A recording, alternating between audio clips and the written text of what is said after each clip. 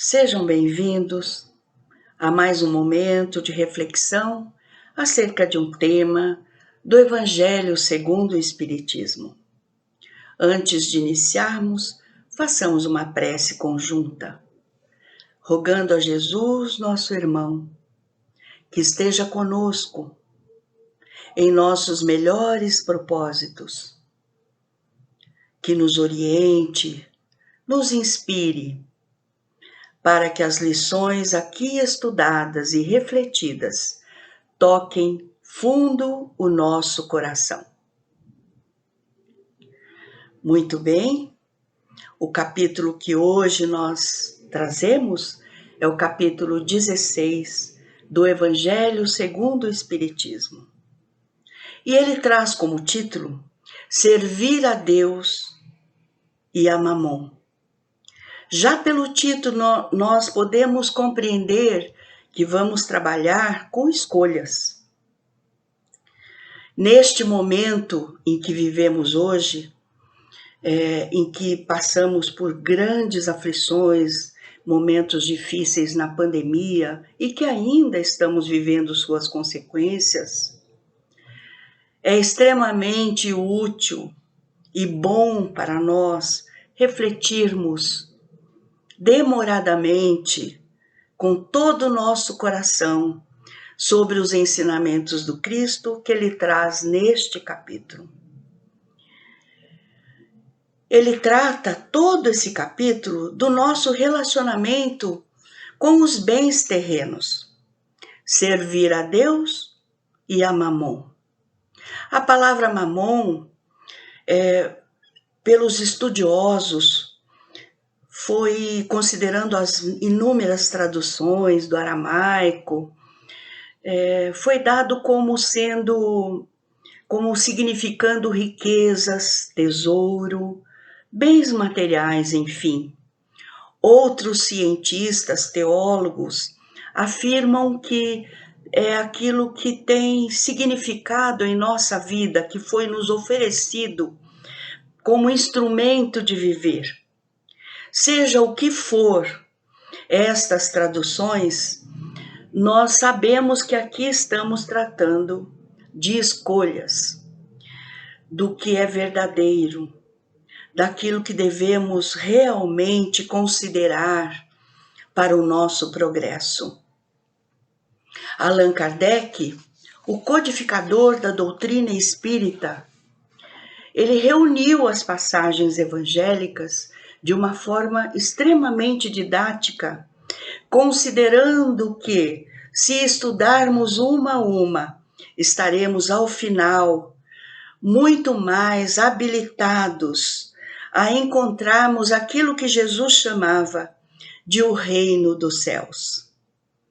E Allan Kardec contou na codificação do Espiritismo com um trabalho magnífico da espiritualidade maior, composta de espíritos de alta envergadura moral, auxiliares de Deus e de Jesus na obra da criação, encarregados de proporcionar à humanidade instrumentos que oferecessem um salto de qualidade moral, diferentemente do que estava se praticando à época, onde a matéria, as lutas, as disputas por tudo aquilo que fosse terreno e bem material estava graçando naquele momento onde Allan Kardec esteve entre nós também em missão. Recordando, ratificando as passagens de Jesus, ele ofereceu para todos nós, através de suas obras, através da codificação da doutrina espírita, uma grande oportunidade de relembrarmos, reavivarmos as verdades espirituais. E relembrando a todos quem somos nós, espíritos fadados ao progresso, com a possibilidade de estarmos aqui na Terra, com as nossas experiências, alcançarmos justamente a trajetória deixada por Jesus. o reino dos céus em nós. Não é um reino com um lugar geográfico, mas é um reino interior, onde ao final encontraremos a paz, a felicidade, a alegria de compartilharmos o amor incondicional entre todos nós. Para demonstrar as suas verdades, Jesus se aproveitava, todos nós sabemos, de pequenas histórias, de fatos da sua própria vivência com aquele povo, para demonstrar aquilo que ele queria nos ensinar. Como estávamos na infância da humanidade, ele tinha que escolher a melhor forma, a didática correta, para que pudéssemos então ir aos poucos compreendendo. Assim, ele utilizava vários momentos para trazer ensinamentos importantes. Ele fez isso com um jovem que o abordou, pedindo a sua ajuda, porque ele estava desesperado com o próprio irmão, que recebera uma herança e ele queria que fosse repartido com ele. Jesus, então, aproveitou aquele instante para dizer que não estava ali, na verdade, para dirimir questões civis, relações entre as pessoas, do ponto de vista da justiça civil, mas ele estava para implementar na terra o reino de Deus entre nós. E aproveitou para dizer àquele jovem que ele tivesse bastante cautela no momento de eleger aquilo como sendo o principal objetivo de sua vida.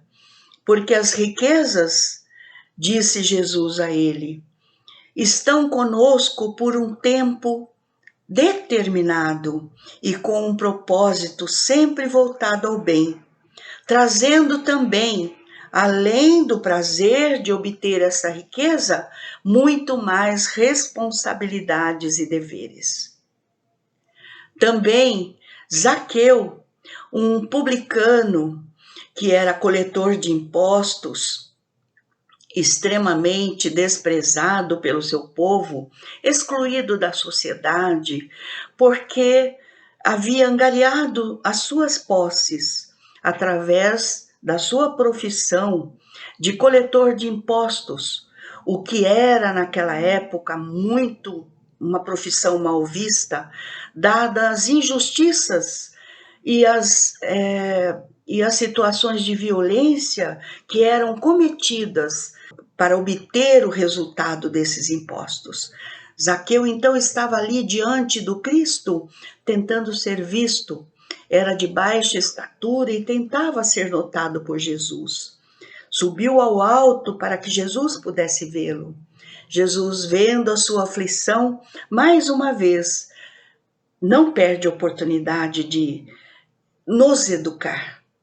E para demonstrar que Zaqueu, apesar da sua exclusão da sociedade, era também filho de Deus, nosso Pai, e que as diferenças devem ser respeitadas, que cada um de nós está aqui em aprendizado, chamou Zaqueu e disse a ele que iria até sua casa para compartilhar da comida com toda a sua família. Foi seguido por muitos que presenciaram aquilo, uns com admiração e outros com repúdio e acusações a Jesus, de estar convivendo com pessoas que não mereciam as benesses, de Jesus para com ele.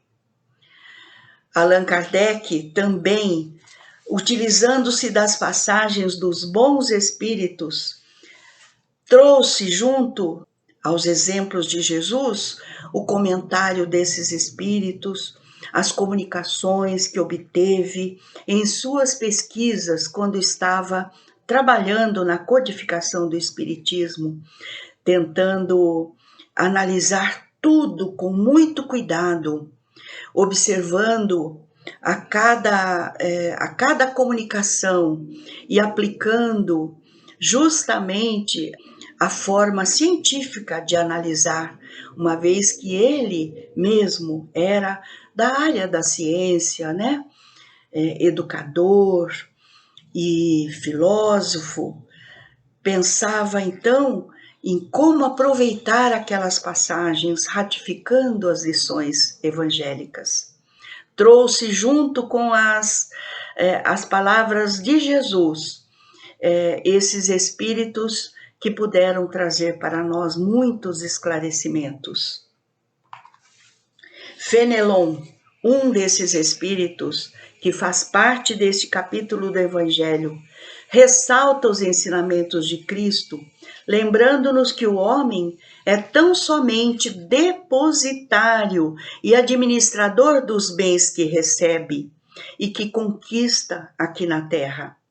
Chama a nossa atenção para a condição neutra desses mesmos bens, não tendo eles a propriedade de serem bons ou de serem maus, dependendo somente do uso que dele fizermos e do emprego que destinarmos.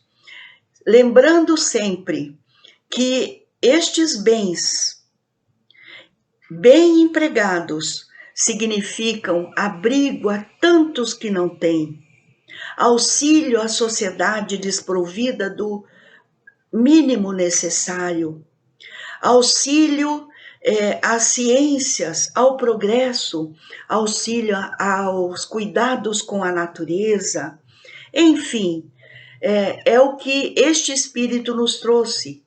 Disse ainda Fenelon, lá em 1860, que qualquer fortuna concentrada em uma só mão deve ser como uma fonte de água viva, que espalha a fecundidade e o bem-estar ao seu redor. E quem assim realiza é o primeiro a ser beneficiado dessa fonte benfazeja, com saúde, paz e progresso espiritual. Outro espírito também notável, trazendo lições para nós, Lacordaire, em 1863, na Argélia. Cada espírito se manifestava em lugares diferentes. Disse então Lacordaire, que trata do mesmo assunto, afirmando que Deus é o amigo celeste de todos e que nos emprestou a riqueza, não lhe pedindo mais do que o amor e o reconhecimento de que os seus bens materiais são passageiros, tanto quanto a nossa vida corpórea. Dessa forma, Allan Kardec, com essas mensagens, traz para nós esta reflexão importante. Ainda sobre o nosso espírito Lacordaire, ele trata do apego excessivo que muitos de nós mantêm em relação a tudo aquilo que temos. E quando nós falamos apego, não estamos falando somente de grandes riquezas, grandes fortunas, mas estamos falando de todos nós. Estamos falando de apego excessivo a tudo aquilo que for material, mesmo do pouco que possuímos, e que cultivamos em relação a qualquer conquista nossa, fruto do egoísmo que ainda graça entre nós e do orgulho. Coloca em nós uma venda nos nossos olhos, um tampão nos ouvidos em relação às misérias humanas, às necessidades e às carências daqueles que não possuem o mínimo necessário à sobrevivência, à dor do nosso próximo. E agimos possessivamente com a menor coisa que possuímos, sem dar-lhes o destino adequado, recomendado por Jesus e pelos espíritos que cuidaram da codificação do Espiritismo. Por outro lado, Deus não ordena que atiremos fora tudo aquilo que temos para mostrar que somos dignos do convívio com Deus nosso Pai. Porque aquilo que temos é importante para o nosso viver. Deve merecer os nossos cuidados, o nosso apreço, mas de forma comedida, sempre com a consciência que qualquer um de nós, mesmo em nossas carências, temos sempre o que oferecer ao nosso próximo. Um olhar de bondade, um olhar de caridade, seja ela material ou espiritual. Seja ela até mesmo a caridade moral, né? Oferecendo o nosso tempo, o nosso ouvido para ouvir, o nosso coração para contribuir com o bem. A quem vamos servir então? É a pergunta que nos faz a passagem do Evangelho. São escolhas, né? Escolhas. E o que estamos vivendo hoje nos mostram que nem sempre as escolhas que fazemos são as melhores. Em tempos de escassez material, como colocar tais ensinamentos em nossas vidas, em nossas práticas diárias? O que já possamos e ainda estamos passando, vivenciando, nos responde. Chegamos à conclusão, muitos de nós, nestes momentos de dificuldade, que o verdadeiro bem e o que importa é tudo aquilo que é essencial. Se na falta das riquezas soubermos repartir o mínimo que temos, seremos sem dúvida sustentados por Deus nosso Pai em nossas dores também, em nossas aflições. Para que possamos melhor compreender que escolhas devemos fazer, retomando o que dissemos no início, né, que estes ensinamentos têm sido alvo das nossas preocupações em tempos de pandemia, nos sentimos vulneráveis, tivemos muitas perdas de toda sorte, materiais, espirituais, perdas de pessoas queridas, mas tudo isso nos tem ajudado a escolher melhor e o que fazermos com tudo aquilo que temos, e que as dificuldades materiais têm nos proporcionado algumas conquistas verdadeiras. Que conquistas verdadeiras são essas? São aquelas do coração, são as conquistas do sentimento. Por exemplo, aprendemos a valorizar o que temos, por menor que seja a condição material. Nos tornamos mais humildes diante da necessidade, combatendo em nós o orgulho que ainda faz parte de nossas vidas. Passamos a ser mais humildes, uma vez que precisamos de todos. E tivemos que compreender o valor da amizade, do companheirismo, da vivência em grupo, do compreender o nosso próximo. Passamos a ter um olhar mais sensível e caridoso para com o sofrimento dos outros. Exercitamos a solidariedade e a compaixão pela dor do semelhante. E estamos aprendendo a escolher e a valorizar tudo que é essencial para a nossa vida. O amor incondicional, aquele que não requer retribuição, paga, de qualquer natureza. Aprendemos a ser gratos, a ser mais gratos com o mínimo e com o olhar de compaixão que recebemos. Gratos, inclusive, pela natureza que é colocada ao nosso dispor, e aprendemos o valor de cuidarmos dela, de sermos partícipes no universo que nos é oferecido, como este planeta, com os seus propósitos de progresso.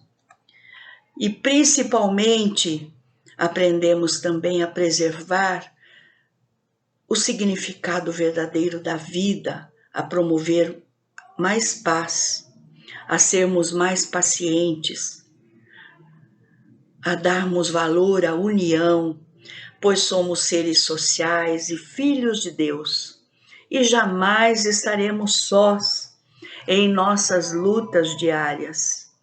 Permaneça então todos vocês com Deus em vossos corações e com essas reflexões de hoje. Muito obrigada.